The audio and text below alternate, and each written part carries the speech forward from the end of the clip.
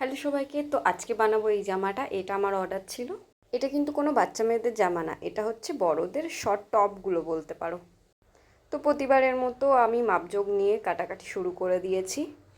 তোমরা যারা ছবি আঁকার জন্য মেয়েদের জামা, কুর্তি, ফ্রক, এরকম শর্ট টপ নিতে চাও তারা অবশ্যই আমাকে হোয়াটসঅ্যাপ করে জানাও।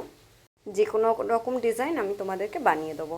এই শর্ট কুর্তিটা লালের ওপর সাদা লেস দিয়ে ডিজাইন করা অর্ডার ছিল।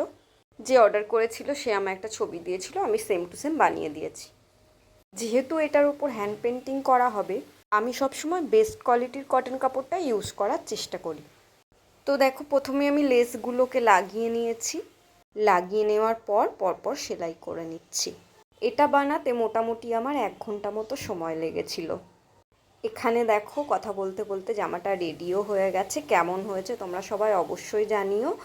আর তোমরা যে কোনো রকম কালার কম্বিনেশনে এটা পেয়ে যাবে। আর দেখো, লেজের কাজগুলো হাতাতে দিয়েছিলাম, আর এই যে সামনে গলার কাছে একটু দিয়েছি, এই মাঝখানটাতে ছবিটা দিদি আঁকবে। থ্যাংক ইউ সবাইকে।